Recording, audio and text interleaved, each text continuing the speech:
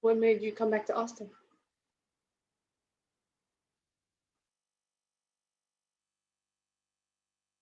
You're on mute.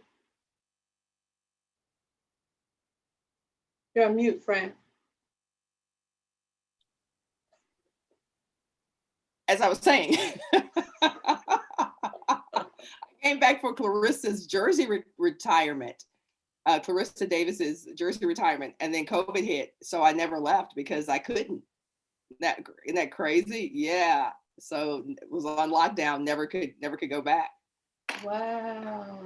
It was literally to the day. It's the day I flew in on a Sunday on the Yeah. 8th of March, to the day. Yeah. And then it was like, I tried to go back and I tried to go back and could do it. So let's have some Wow. fun. Yes, this is the 1 year anniversary for COVID, huh? Yeah. Yeah. I remember because we were at our Fly Leadership Retreat is every first weekend in March. And we were like, what is all this, all of this about COVID? We're still going on this retreat. We're taking all these girls. And then we got back, we're like, maybe we shouldn't have, but we made it. Mm-hmm. All right, I think we are ready to go. When we get the signal, let's have some fun. Looking forward to the conversation. Awesome, me too. And it is Bass, right? Bass Moore, yes, Thais Bass Moore. Yep.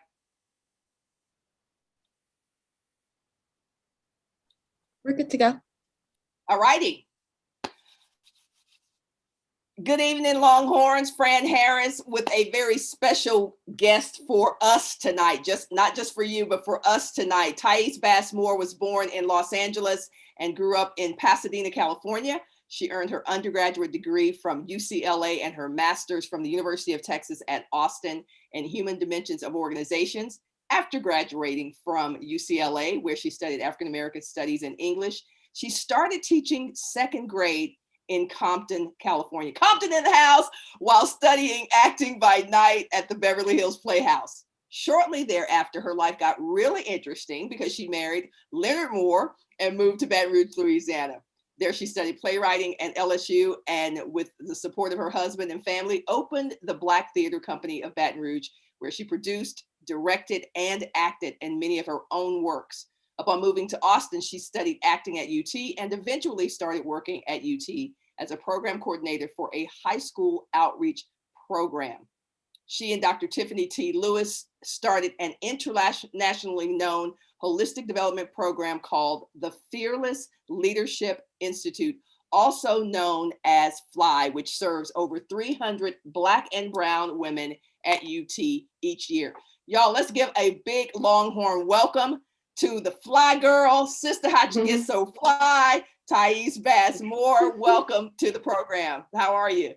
I'm good. Thank you, Fran. Thank you so much for inviting me to this special show, and what an honor to be able to have a conversation with you. Absolutely excited about it. Absolutely excited about it. When I got the call and said, hey, we're resuming the interview series and you're going to be interviewing Thais, are you available? I was like, absolutely. It's about to be on. So glad to see you. Glad that you're doing well. You look well. And let's just jump into it. I know folks are watching from, their quarantine homes and, during the COVID-19 situation, and it's always been great to get on here and hear what Longhorns, regardless of how they got attached to the Longhorn tradition, how they are doing. And I've had the privilege of actually working with Thais on a couple of programs, and glad to see that Fly is alive and well. So let's start off looking at your life now, but I love for people to go back and to say, when you were in high school, when you were in middle school, what did you think you would be doing at this point in your life? I didn't have a lot of dreams and goals. That wasn't a part of like my upbringing. I was great in academics. I was a straight A student for the most part. But I didn't have like big plans. I knew I wanted to be married. I knew I wanted to have children because I grew up around a lot of family. I'm the youngest of 7 children, the youngest of 56 grandchildren on my dad's side alone. And so family was like key. And so I think my biggest thing was I wanted to be a doctor, a medical doctor, right? And that was only because growing up, all you'd hear about successful people were they were either doctors, lawyers, or teachers, right? And so I was like, well, I don't want to be a lawyer. and teachers don't make that much money. So I'm going to be a doctor because I was good in science and math, but I didn't really have an idea of how that was supposed to happen. I didn't know the steps that it took. And for me, high school, it was just a matter of getting through each day. I went to a very small private school in Los Angeles. It was so racist. The headmaster was so racist. Like, I felt like I was a target. I was getting in trouble all the time in middle school and high school. Some of it, my bad. You know, I was very mischievous and class clown. But some of it was just a target on my back. And I was in a series of bad relationships. One was sexually abusive, one was emotionally abusive, one was verbally abusive. I felt like I was dating the same man, just a different name. And I was just in a continual cycle. And so by the time I was in 11th grade, I was just depressed. I remember going to the bathroom in the 11th grade every lunch period because I couldn't stand to sit with the people who I was around, because there were some of those boyfriends were in that friend group, those ex-boyfriends.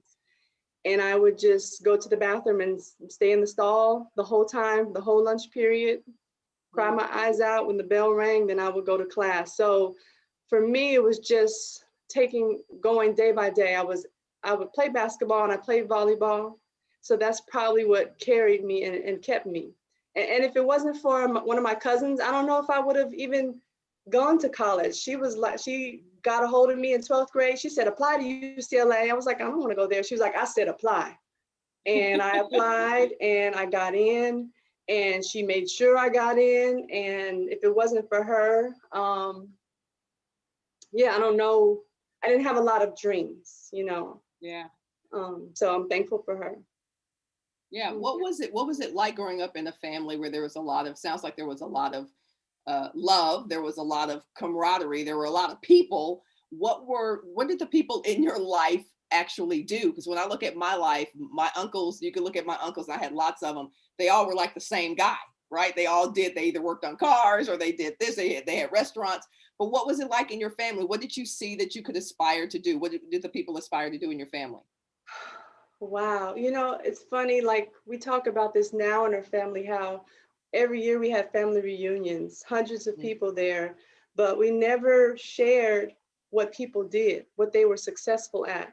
Like, you just didn't know that. You would come together, you would eat barbecue, you would yell at each other, play volleyball, play some dominoes, and then you would go your separate ways. But you didn't know that she owned this business, or she was head of, she's head of diversity now. Of course, they didn't really have diversity programs back then, but she was head of diversity program, or she's a lawyer. You didn't know those things. You just, this was your family. And for some reason that didn't matter. And when I'm the youngest of 7, born to very old parents. So like my father was born in 1929. My mother was born in 1935. And so both of them were born in the South, one in Louisiana, one in Arkansas, and both families migrated to California because of the horrors in Louisiana and Arkansas. And I won't go into their specific familial stories, but both of them were horrific and they had to get away. And my dad's family moved to Chowchilla, California, and they were the first Black landowners in Chowchilla, California, and they owned a cotton farm. So my dad grew up picking cotton, and he was born to old parents too. And so I say that to say, I'm only 3 generations removed from slavery. So my great grandparents most of them were enslaved, and 2 of the white men, on one on either side, were slave owners. Hence the skin color. People always like, what you mix with? Black and black, and then black and black, and then black, until you get right there, and there's the 2 white men. There they go. And so it wasn't a lot about going to school and getting an education for us. It was about just working hard and doing what's in front of you. And my dad, when, he was very outspoken and, just a hunter, and had guns all over the place because he hunted and he picked cotton, and he was one of 14. But when he was around white people, he would bow his head and, yes, sir, and me seeing that, and my mother's situation, very similar. it was a matter of just, I feel like just getting along and doing day by day. Was there a lot of love? Yes. All my siblings are older, so I saw a lot. I grew up in LA, so there was a crackheads, like just walking the streets. We had, crack houses down the street. It was just a lot. And I would say that in the 70s and 80s, when they flooded Los Angeles with drugs and guns, a large portion of my older first cousins got hooked on cocaine and crack, rather. And so, yeah, it wasn't education. Some of them made it through the cracks and became very successful, but a lot of them, it was just day-to-day life, and things like that. Yeah. So yeah. It's interesting you said that about what your dad, how large his personality was. My dad has very big personality, class clown, funny guy or whatever. And during the inauguration this year, I happened to be in Dallas and spending time with my dad. He's sitting in a chair, I'm sitting here, and I just watched him watch the inauguration. And I said to him, Dad, what was it like? Because he was born in 33. I said, what was it like growing up in the climate, the racial climate? And he said, you would see white men, white people or whatever, and you would grin and smile even if you weren't happy. And that just, when you did that with your dad, like I literally almost started crying because I could see that. I could feel from him saying, even if you weren't happy, yes, sir, you went into this whole thing about being glad that and so the things that we've seen, and to your point, our families were what put the foot in front of the next foot, and let's just keep it moving to the next day. And there's not a whole lot of talking about aspirations and dreams and becoming millionaires and changing the world. So, but you are yet and still, as my dad likes to say, yet and still, you are in a position now of changing the world. And so I want to talk about, because I've seen what you do and I've felt and been in the room when you were doing what you do, and yet you describe where you came from and what it was like, and you still are here in this place and still you're rising. How do you think you were able to turn the corner to believe that you could change the world? Because you are changing the world with these brown and Black women.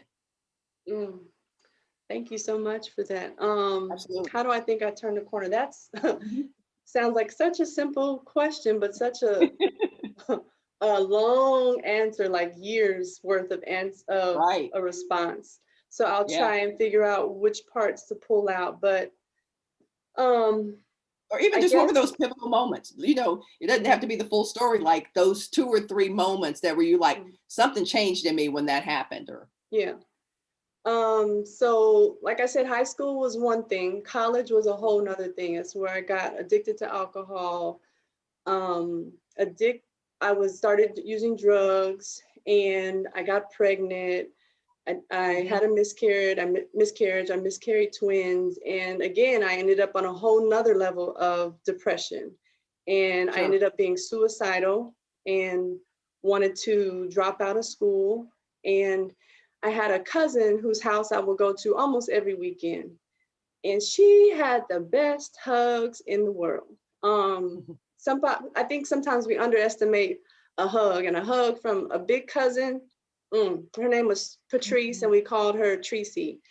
And I went to her one particular time and just shared how I didn't feel like I could go on, and how the guy had hurt me and the things that he had done to me. And in particular, my self-esteem was so in the trash can that there was one time when I went to his dorm room. I went to UCLA, he went to another school in the Valley, and I drove to his dorm to visit him late at night. You know what that's called, right? A booty call. He wasn't in his dorm, and I went around knocking, looking for him. First of all, no, first of all, I shouldn't have been driving that late at night across town, across the mountains and valleys to see him, first of all. Secondly, he wasn't in his dorm room when he said he was going to be there, and I shouldn't have been knocking. This is all later when you realize that. Right. And so, so somebody said he's in such and such's room, and it was this girl who he was on a track team with, who already made me feel kind of funny, right? So I go knocking on their door, and when he lets me in, and I'm thinking, I don't need to come in, you need to come out. But I go in, and I go in and we end up spending the night there. The two of them slept in her bed, her little twin size bed together. And I slept on the floor next to the bed. That's where my self-esteem was, on the floor. And so that was the guy who just basically took advantage, I feel like, of everything that I had been through and just stepped on it. And so my cousin that night, when I was telling her the things that I had been through, she just wrapped her arms around me and she held me and she prayed and she didn't let go. And I promise you, I feel like life just poured into me at that moment, just whoo. Yeah. And so I appreciate her. And that's one thing I do with the young ladies now is I hug them and I hold on to them. And when I'm holding on to them, I'm praying for them. And, you know, I know not everybody's a believer, but I'm a believer. So while I'm holding on to you, I'm just going to pray for God to enhance your life and hold on to you and love you. Yeah. And so that was a turning point. Another turning point was around that same time period when I was still suicidal. An older lady told me, she said, baby, I want you to go home and I want you to lay on your floor, lay prostrate. And I want you to tell the Lord everything you told me. And ask him if he's real. Ask him if he loves you. And so, because I didn't feel like God was real. You know, I grew up in church, but I was like, if God was real, he wouldn't let all this happen to me. Sure. And so I did what she did. I laid prostrate and I cried myself to sleep right there on the floor. And I told God I didn't think he was real, but if he was, please show me. Show me Please something. tell me. Huh? Show me something. Yeah. Right, I got to see. And so sure enough, that next morning I woke up and me and my roommate, we would always go to the beach, Venice Beach, and go body surfing. And so we got caught in a riptide that day. And the lifeguard, she was close enough to where the lifeguards came and grabbed her and pulled her out. And they were pulling out people all along the coast. In fact, 13 people died that day along the coast, caught in riptides. And I was almost one of them because I was being taken further and further out. I was swimming, I was struggling, I was trying to put my feet on the bottom, I was trying to do everything, but nothing was happening. And all of a sudden, everything got really quiet and surreal. And I could actually feel like my person, my inner man separating from my body. And I was looking at myself, like hovering over myself. And I was like, is this it? You know, I stopped struggling. I stopped screaming. I said, God, is this it? If you love me, please save me. And at that moment, this man started walking towards me. Now, mind you, I couldn't put my feet anywhere on the bottom, but he was walking towards me and he reached out his hand and I reached for his hand and another wave took me back again. I said, God, if you're real, please save me. And the man reached out his hand again. I grabbed his hand and he walked me all the way in the shore and set me next to my friend. The lifeguards came and took over my breathing. And my friend, who grew up not believing in God at all, she said, Thais, that was an angel. And I was like, yeah, okay, an angel, all right. But I was so relieved. I was just like, thank you, sir. You know, thank you for saving me. And I went to a choir rehearsal that night. And my mom was like, Thais, tell your story. Tell about how the man pulled you out of the ocean. Right. And I did. And my cousin who was there, who I hadn't seen in a couple of years, she said, Thais, do you know last night my daughter had a dream that you drowned in the ocean? And she said, God woke her up and said, pray that I'll send an angel to save her. I said, oh, okay. Well, he made a believer out of me at that moment. And I said, God is real. I feel like I was saying, I am real. I do love you. And even though you're suicidal, it's not your life to take. When I'm ready to take you, I will. And until that time, I have a plan and a purpose for you. And I didn't know what it was, but I said, I'm all ears, you know. Yeah, you're down for it. You're down for it. I'm down. Let's go back. Yeah, let's go back to college. Let's go back to a couple of the things that you said were kind of pivotal moments in your life. And the reason I want to go back is because I know a lot of times when we do interviews, we kind of chronologically walk through what we've been through and those kinds of things. But I'm struck by the fact that you are sharing all these unflattering things that happened in your life, and not many people would do that. How did you come to the place where you became willing to just lay it out there and tell this story about what's happening in your life. I mean, you can tell me that you started off doing it that way and I'll believe you, but I think for most of us, you have to grow into a place where you're comfortable and confident and courageous enough to just say, here I am. So how did that come about for you? Hmm. I feel like I didn't like my mother's silence. I could Mm, tell she was hurting. She would wash dishes and tears would just stream down her eyes. They would drip into the dishwater. I'd say, Mommy, what's wrong? What's bothering you? She'd say, Oh, nothing, sweetie. I'm okay. yeah. Hmm. And I was like, there's a lot wrong. You Hmm. can see it, you're wearing it, but she never shared it. And to this day, she is 86 years old and she has barely told a little bit of her story. She told me a little bit at one point, but she hasn't shared it with anybody.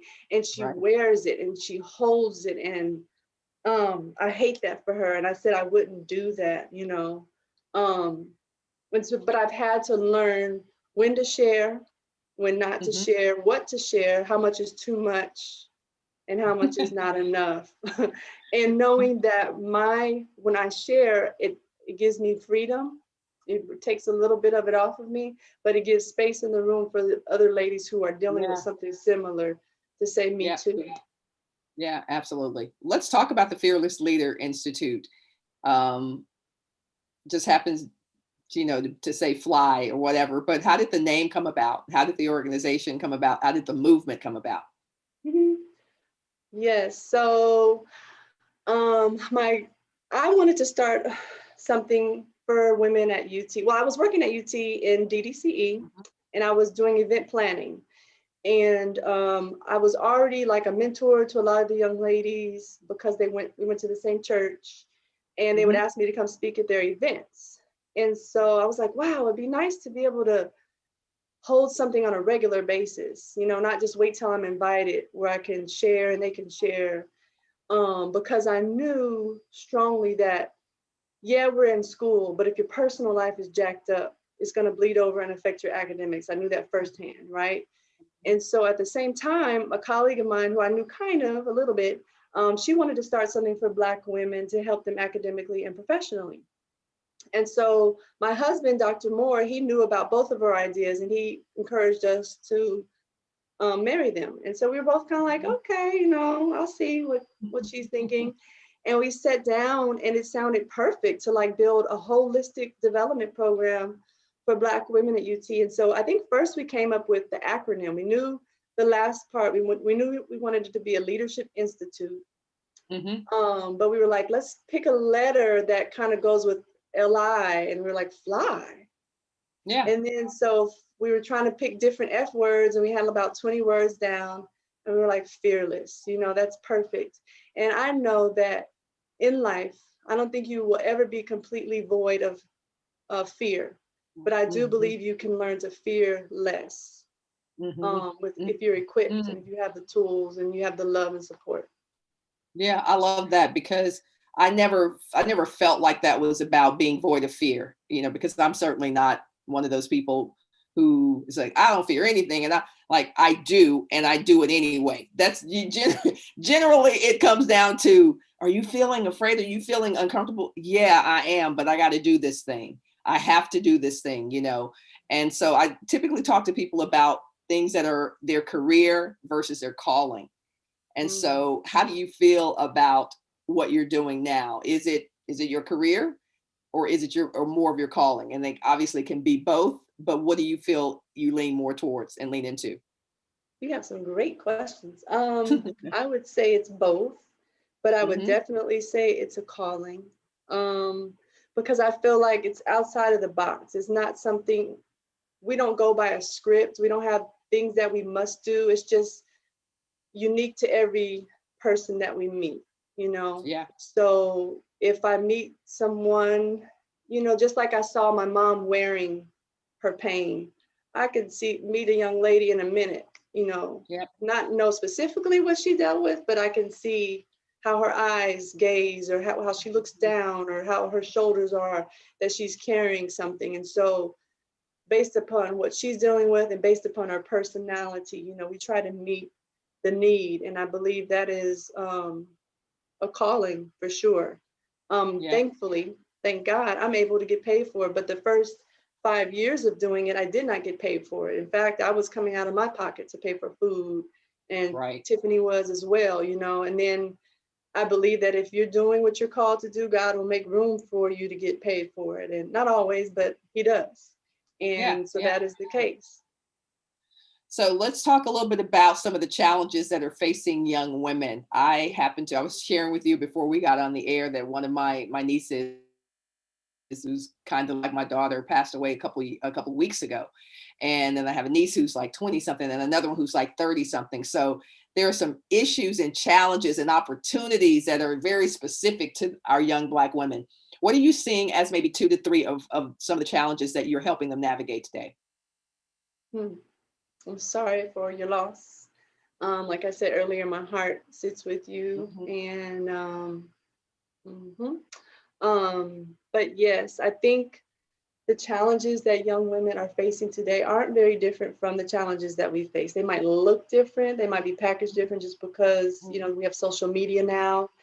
And in fact, I think social media has heightened some of the Right. issues, you know, because you can't really hide, or you try to hide and you just put on a good face, but really you're hurting Mhm. behind the screen.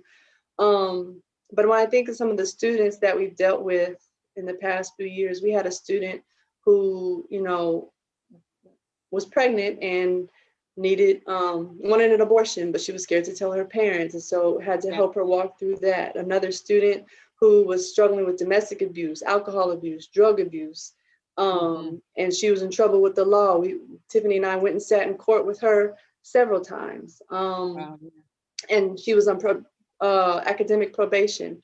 And now today she is obtaining her master's degree. Like, she'll tell you that if it wasn't for you all, I wouldn't have even graduated. I wouldn't even be here. Mhm.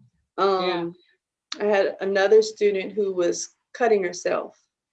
And I Yep. know there's, you know, of course, I pointed her to therapy and, you know, gave her the love and talked to her a lot. But one thing, I just sat with her and I looked her in her eyes, and she knew I loved her because we had the relationship. I said, if Mhm. you ever pick up that thing to cut yourself again, you're going to have to deal with me. You know, sometimes you got to deal with, I feel like, depending on their background, cut them at them a certain way. And she was just kind of like, okay. I was like, and so next time I saw her, have you picked up that cutting utensil yet? No, Yep. ma'am. Yep. Yep. You know, Yep. and another Yeah. student, same thing. She was trying to overdose on pills. Don't you ever pick up no pill, a whole bunch of pills and put them in your system again. Do you understand me? Yes, yes, ma'am. So sometimes No. there's Yeah, like I feel you. Like I've had those conversations where you like at lunch or dinner, you like, you know, well, let me tell you something. Like your mother used to, let me tell you something. What we not gonna do is this right, over some so and so, over some fill in the blank. What we not gonna do, you know, it because sometimes that's what's needed to rattle them and shake them out of that place where they are, so that right, they can proceed to, you know, to get help and be open to more help. How do you not take exactly. all of that home with you? And you probably do, but how do you not let that completely invade the space that you and your family are building for your own peace and sanctity? Whew. I do take it home with me, Yeah. and I've had to sometimes pull back. So, like, if I know I have a meeting and I know what the young lady is going to talk about is heavy, and I'm dealing with something with my own daughter, and I have three teenagers, one who just crossed over, I guess, to being a young adult. She's 18. Now that they're a little older, I've had to pull back a little bit, and I am not as available, just Yeah. for my own sanity, because it's not just your story, but it's all the stories that I'm holding on to, and Mm. you know, of course, I figure out ways to, you know, not carry them. You know, I Yeah. myself sometimes have to go to therapy just to be able to talk about it and release it. But it does, Right. because you love the young ladies. They become your babies, and you do carry it. But I spend a lot of time on my knees, and sometimes I have a little drink of wine, and I have a lot of fun with my friends, like laughter. Yeah. Laughter. Oh, I can laugh like so hard where Mhm. I piss on myself. Excuse me. Mhm. But that's just laughter is part of my medicine. So Absolutely. So we're talking about family. We're going to talk about some powerful Black women in a moment. But since we were on the subject of family, I thought it probably is in some folks' minds who are watching right now as to how you not balance. I would never even purport to say that people balance things, but you integrate things in your family. And, you know, you're married to a guy who has some opinions. You're married to a guy who has a vision for his life and for what he's been put here to do. And you are the same way. You guys have, I've seen you guys, I'm like the power couple. That's because that's how I felt about the work that you do. How do you integrate your callings and still maintain a healthy balance within your relationship with each other and with your children? Like I said, you have some good questions. Well, I will say when we first got married and for those first several years, it was challenging because I moved from California with all my family to Louisiana where he was with just him. Oh, And wow. yeah, Ooh. and I'm the baby, like I said, of a lot of people, you know, everybody's little baby, everybody's little cousin. And so that was hard. Like I was very needy. And he was like, Times, I can't be all them people to you. I can't be all your cousins, all your brothers, all your sisters, your mom and dad. I can't be all them. That's too much. And I was just like, oh, what do I do? You know, I was just like fragile and like, I don't know what to do with this. So I had to grow up, you know, and being on campus at LSU with him and being on campus here when we moved to Austin, I was always Dr. Moore's wife. But at home, I was Thais, I was Kunta, I was Love, I was Bump, you know, it was my world, so to speak. So when I moved into his world and I was known as Dr. Moore's wife, I didn't like that, you know? And I found myself sometimes being envious and jealous of his platform because I was acting in LA. I was, you know, my career was kind of just starting off and I chose marriage over that, which is my choice. And I'm happy about my choice. But at the same time, I had to deal with what that looked like. I got pregnant the second month, had baby number one, 9 months later, had baby number two, 11 months later, had baby number three. And so I was jealous of him and I was jealous of his platform. And I had to really take that up with God and be like, this is not cool because I need to be his support. You know, I need to, and I did support him, but I needed to support him fully. And I did, you know, he supported me fully. He made sure even when just after I had a baby, he was like, no, you need to go take a class somewhere. And that's when I took the playwriting class. I wrote my first full-length play. And I was like, ooh, I was so proud of myself. He was like, okay, now you're going to produce it. I was like, what? I've never done that. He was like, you are. So we rented out a space at LSU and that turned into a whole theater company. So it wasn't, for him, it wasn't just about him, you know, it was about making sure I was doing what I loved as well. And I really appreciated that about him. And so I think our worlds just started coming together more and more. He would always say, we're going to work together one day. And I was like, I don't know how. You work at a university and I just have a bachelor's degree. I don't know how that's going to happen. But here I am. We worked together and we would take students abroad together. That to me has been a joy because our children would always go with us. We'd always get over there and play volleyball and basketball with the students and to expose students, Black and brown students who some of them never been out of Texas, some of them never out of Dallas or Houston, to be able to go across the world and climb the Great Wall of China at 5 a.m. in the morning and see the sunrise. And for that, this one particular young lady I'm thinking about, just to sit there and tears coming down her face to say, she said, I wish my mom could see me here, you know? So. Love that. Love to hear that partnership. I think more of us need to hear that it, you know, it's a business part, it's a partnership, it's a personal partnership, but it's also a business partnership. So I love hearing that there was some agreement that greatness could come from both places. You know, sometimes I know I have friends who are in relationships where one person is all that and the other person is truly like the side of potato salad and they don't like it. So I appreciate hearing that it is possible to get to the place where there's some support and love and admiration and, you know, pulling for each other. So we're going to go into a rapid fire fire exercise where I'm going to say a name and you're going to say the first thing that comes to mind. It could be a word, it could be a phrase, it could be a sentence, a sentiment. You ready? Yeah, sure. All right. Kamala Harris. Come on, HBCU. HBCU in the house. Yeah, absolutely. Stacey Abrams. Oh, living on purpose based upon her past. Mm-hmm. Keisha Powerful. Bottoms.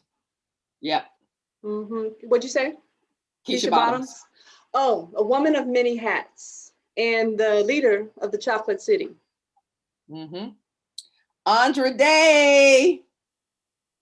Cause I'll rise up, I'll rise up again. Wow, I love that seriously. song. That is our retreat theme song. Yeah. And yes, she's calling women to rise up. Absolutely. You have to see, if you haven't seen the United States versus Billie Holiday. She was phenomenal. Absolutely phenomenal. I heard. So it's out now. Yeah. I saw it last week. It was amazing. Okay. Absolutely Can't wait. Amazing. Breonna Taylor. Breonna Taylor, keep saying her name. Yeah. And then a good friend of mine, Mo. I call her Mo, but y'all call her Michelle Obama. The first thing that came to my mind was inauguration day for Biden. I was like, was it Biden's inauguration or yours? Because you came out like, bam! Hey! Yeah. She was so fly. Like, it was her stage, clearly. Yeah. Yes. Absolutely amazing. If you were president of the University of Texas and I were interviewing you in one of our 2020 moments, and I would say, for Black folks, for Black students, faculty, alum, the University of Texas, what are your priorities for each of those groups? Speaking of University of Texas and alum, can I add a name to that rapid fire? Can I go back? Certainly, yes. Yeah. Okay, I want to add Peggy Holland. Do you know her? I don't. Is she married to somebody whose last name is Holland, or she's on her own? Yeah. I just want to recognize her because she was one of the first Black women at UT when Black people started getting admitted. And if it weren't for her and other women like her, we wouldn't be here today. So Peggy Holland, I just want to honor her. And so going on to your question about if I was president of the University of Texas. Yes. Some things that I love about UT and the Black people at UT is I feel like there's sort of like a HBCU feel amongst a lot of them. There's a family, friend atmosphere that I feel like needs to continue to be nurtured and grow, that we need to keep pulling each other and helping each other and not competing with each other. So I would further fuel the HBCU aspect of UT. One thing I appreciate about my husband when he served as the VP of Division of Diversity and Community Engagement is that he was not scared to hire Black folk and paid them well. And I think a lot of times Black people get into these high positions and they feel like, well, I better not hire no Black folk because they's gonna think I's Black. Yeah, you're Black. And so, it's okay to bring in some more Black folk and pay them well. So I would keep on hiring Black people, open the door for others. And then the other thing is to try to obtain more scholarships for Black students in grad school, undergrad, and hire more Black faculty in the STEM programs. Yes. Not the one or two that are over there. We need more. Yeah, listen, I was in Macomb School of Business a few years ago and was waiting on the Black, even lecturer to come through. Professor, I'll take a lecturer, I'll take an adjunct, and never happened. So I love that aspect for sure. As we look kind of beyond the University of Texas, because we're talking about Black women in America, we've talked about young Black women, we've talked about, some very high profile Black women. If we talk about the 2 to 3 priorities for Black women in the next 4 years, right? You have the opportunity to sit with Kamala Harris and President Joe Biden to talk about, here's what we need to do with Black women in the next 4 years. What are you saying to both of them? Well, of course, one thing is the the criminalization of Black women needs to be handled. So I think about when I was in college, or even in high school, I was often pulled over by LAPD and asked, "Where are you going? Why are you Yeah. in this neighborhood?" And they had no reason for pulling me over. And, I had to contain myself and not be like, "Well, where are you going?" Right. Just pull it together. And then I was even arrested. They thought I was prostituting and I was just waiting for AAA to come unlock my keys out of my car. I was arrested by three police officers for prostituting, and I watched them watch me. They drove by several times, and I was in a high prostitution area on Sunset Boulevard. But all three of the police officers were in three separate cars. When they finally came up on me and they almost tased me, they threw me up against the wall, they were in one car. They were in one car. And I look back on that and I realized I believe they were going to try and take advantage of me is the reason why they got in one car. But once they started digging deeper and realized I was a student at UCLA, they let me go, but I didn't let me go. They still took me to the station, but they didn't have their way with me. Sure. Yeah. So just that, like even today, I took my daughter shopping, but she drove in the car ahead of me because I had to leave early. And she got away from me a little ways, right? And so when I finally caught up to her, there was a police officer on a motorbike behind her. Now, mind you, she's already been pulled over twice and she's only 17. Once because she was speeding, but once for no reason at all. And so when I came up behind the police officer, I was like, oh, there's a police officer right there. As Black people, we always notice that. And then I noticed the car in front of her the car in front of the police officer was my daughter's car. I was like, oh, wow. I know my daughter's nervous because she had a panic attack the first time she got pulled over just because of Breonna Taylor, because of my story, because of George Floyd, because of so many stories. She had a panic attack the first time. And so I immediately today started praying for her. Lord God, calm her nerves, help her not to be anxious, help the police officer not to pull her over. And sure enough, he didn't pull her over, but I could tell he was following her because instead of being right behind her, when she got to the red light, he pulled up kind of on the side of her to look into her car and to look at her. And I was like, pull her over and I'm right behind you. You don't know, mama's right here. I'm watching. I am watching. And sure enough, they turned the corner. He followed her for a little while and then took off, And I asked her when we got there, I was like, did you see the officer? She said, yeah, mommy, I wanted to call you, but I didn't want him to see me like talking. And I was like, I was covering you in prayer, baby, and you were okay. So that part, that needs to happen. The pay gap needs to be dealt with.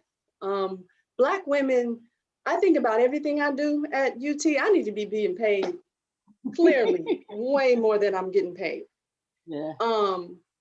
I do a lot, and I do everything from graphic designing to speaking and all the behind the stuff, just everything. And I think we as Black women, we do way more than what's required just to get that much money.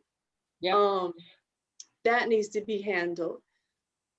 Exposure. So we do a New York trip. We take the women to New York and expose them to different jobs, different fields. We take them to, like I said, to study abroad, give them global experience. So the exposure for not just Black women who are in college, but Black women who live in South Dallas, Black women who live in Compton, Black women who live in Beaumont, the exposure needs to happen. Yes, absolutely. I would encourage Black women to dream big. Like I said, in high school, I didn't really dream. And one of the things I've heard is if your dream doesn't scare you, then your dream isn't big enough. And that to me was just like, pooh, like fireworks went off. I was like, none of my dreams scare me. So let me write down some dreams that do scare me. And then let me pick one and just start trying to figure it out. Love it. Absolutely. Love it. Love it. Thais, this has been really amazing. People always say this has been amazing, but the ground that we covered, the breadth and the width of topic and tenor that we covered was phenomenal. And thank you for being willing to share this in this platform with people we don't know who are watching and people who will see it long after we've signed off. certainly fed my soul, and I know that it's touched women and men who've been out there listening to it. So thank you very much for being willing to do that. I do believe we're going to be able to answer some questions before we sign off tonight. So we'll ask our producer to go ahead and send those questions through if we have those, so we can get to those. That was great. That was amazing. I'm going to watch the replay, and I was here. Well, thank you so much. I remember when I first met you, you just inspired me, and I just loved the way you know how you have those women who are a little bit older than you, just love the way they move. I was like, oh, I want you to be my mentor. And I remember asking you that. So I remember that. Yeah, I remember that. Oh man, could Thais speak on therapy for the girls? I don't know what that means in terms of, in general, but wherever you want to take that, what do you think about therapy for them? I think therapy is very important. I think having skills and tools rather to know how to be mentally healthy and mentally strong and work through things is very important. Like I have a straight up toolkit, and I open it probably daily. Yeah. And in there are things to deal with my insecurities, things to deal with when I'm feeling like, anxious or whatever it is. And I pull those tools out. And some of them came from therapy. Some of them came from me, not official therapy, but just talking to my older cousins or my friends or my sisters. So I think there's the unofficial therapy that sometimes, we don't give it its full credit, But then that other therapy where you're going to a trained professional, I think is important. At UT in past years, when we'd send a lot of the Black women to therapy, they would come back and say, I don't want to go up there because they wouldn't be treated with empathy and sympathy. Like I remember one Black student telling me she went to the counseling program, and the lady just kind of looked at her like, oh, well, you're just going to have to figure it out.